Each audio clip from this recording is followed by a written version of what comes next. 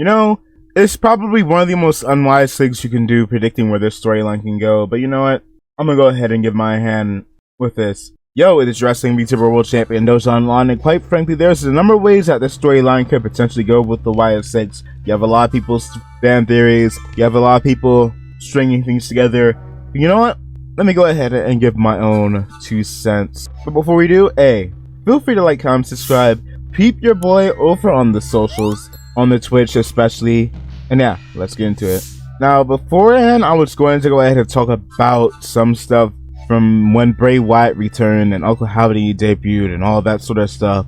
Or even just the whole Wyatt Sicks stuff isolated into itself. But to go with my little theory in my head, I want to jump back to Bray Wyatt's time as The Fiend. Actually, you know what? You can even go ahead and track way back to Bray Wyatt's time as the cult leader, given the fact that he kind of alluded to the existence of The Fiend years and years and years beforehand. But I'm gonna go ahead and start off with the time Bray Wyatt was around as The Fiend. And one thing that man did was he would target individuals that either have done him wrong in the past or that have crossed his ire. And one thing that a lot of them would do following their feuds was effectively transform. They would change, they would evolve. When Bray Wyatt threw hands with Finn Balor, that man went down to NXT and turned heel. Even off camera, Drew McIntyre threw hands with The Fiend. I believe it was a dark show for maybe SmackDown or Raw back around 2019, late 2019. And lo and behold, you know what? I can even go ahead and pull it up for y'all real quick. Give me a second. Yep, found it. And it wouldn't be much of a surprise to figure out who won this match, other than, quite frankly,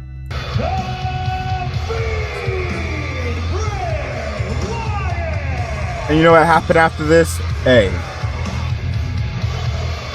Drew McIntyre turned face, won the Royal Rumble, beat Brock Lesnar at WrestleMania.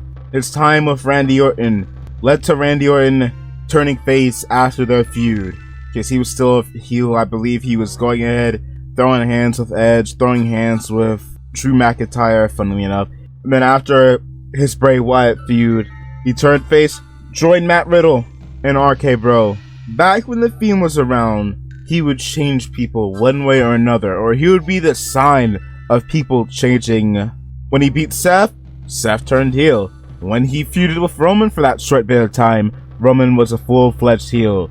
When he feuded with Braun Strowman turned heel. Some people would turn heel, some people would turn face. I could go on and on and on, but let me skip up to the time of Bray Wyatt when he returned, as well as Uncle Howdy. Now, this was the first time the two brothers would have actually been able to properly work alongside with each other in a creative manner. Last time, and the only other time that they've ever done anything, was a one-off tag match in NXT. And I'm specifically talking about Bray Wyatt when he was Bray Wyatt. And the other time was when B-Team took on the Destroyer of Worlds. This was when these two finally managed to start doing stuff creatively with each other. When Bray Wyatt returned to the WWE, he brought Bo Dallas back with him. And alas, I feel like we could have potentially had something similar to that going down, along with a lot of other intricate details, but unfortunately, we may never know. Now, when it comes to the Wyatt Sicks, this feels like, and some have even mentioned this, like a potential way for everybody involved to grieve. This whole promo with Bo Dallas, or hell, it feels like it was a promo from Taylor Rotunda himself. Kind of similar to like when Bray Wyatt even returned, and it felt like the man behind the character was talking to us over the character themselves. This man kind of was just talking straight up to us, heart to heart, while giving a little bit more motive for the Uncle Howdy character past the passing of Bray Wyatt. And like we are going to be continuing on whatever story that Bray and Bo had in mind. But to go a little bit more into what I could potentially foresee happening.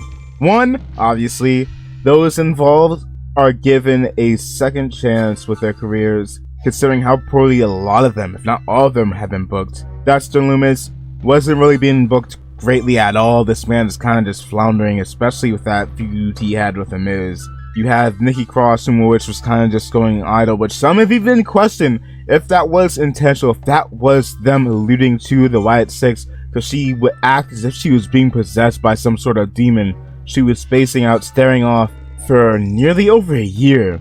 But alas, she wasn't being booked well.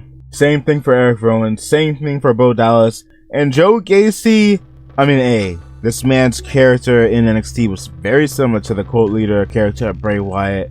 It gives off a lot of inspirational vibes, or inspirational. It feels like there was a lot of inspiration derived from Bray Wyatt's old character for Joe Gacy.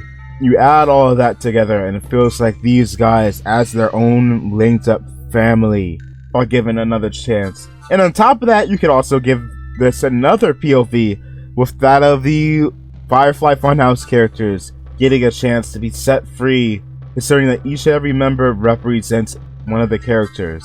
From Sister Abigail or Abby the Witch, Mercy the Buzzard, Rambling Rabbit, Huskus the Pig, all being brought to life, being set free. And last, what could these guys potentially have in mind?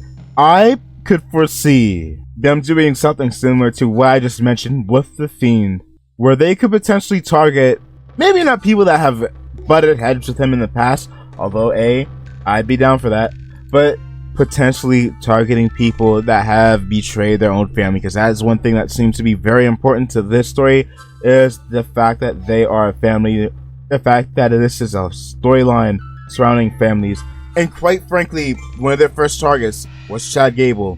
There's a lot of hints, a lot of allusions that they were going to be targeting Chad Gable, and lo and behold, they went after him. What did this man do leading up to them assaulting this man? This man was abusing his family.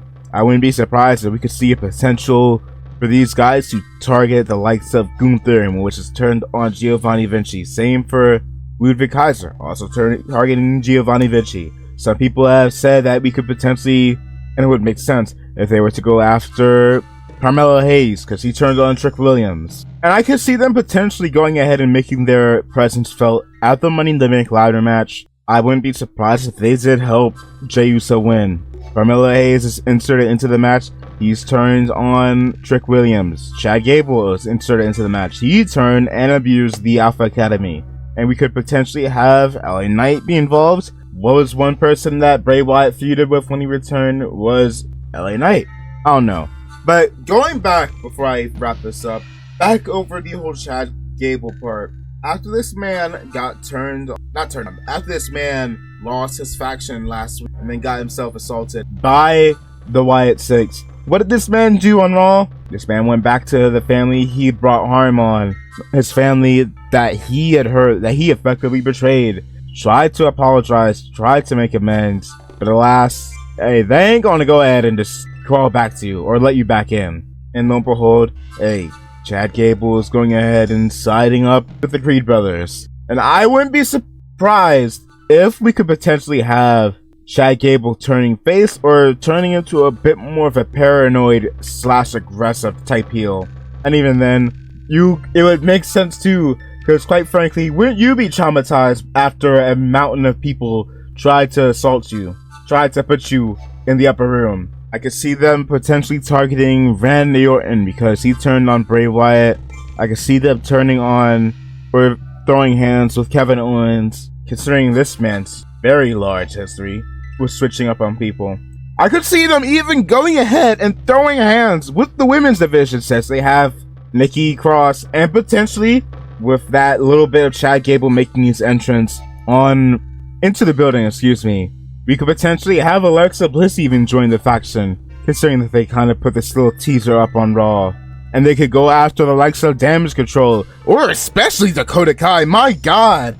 She is effectively the female Kevin Owens, stabbing people that has called her family in the back time and time again. And I can see this happening in Damage Control, even with her potentially siding with Io and potentially turning on Kairi, or Kairi and Asuka. I don't know, but there's a lot of things that this storyline could potentially be, tying the knot on a lot of stories that these guys were involved with, or that Bray Wyatt was involved with, that was never fully given the ending that it deserved. And I don't know, and this is another bold prediction, but I could see the potential end of the storyline being each member being quote-unquote set free. And I don't know whether that's going to be in a year, I don't know whether that's going to be in 2 years, in a couple of years, who knows. But I can see the ending of this storyline when everybody has gotten pretty good momentum going for them and able to go ahead and do their own thing. And everything we could do with this story, this faction, with me just saying how this could potentially be nuts and bolts being tied to end off storylines and story threads that were never able to get the resolution that they deserved when Bray Wyatt was around, or even with the story that Bray and Bo potentially had in mind before Bray's untimely passing. There's a lot of stuff that this storyline could be. There's a lot of stuff that could be the quote-unquote endgame. I don't know, but this has a lot of potential. Hell, for all I know, I could be 1,000,000,000% wrong, and everything I said in this video could be absolute waffle. But that's just my thoughts. Let me know what y'all's is in the comments below. And as usual, feel free to like, comment, subscribe, and yeah, we're out.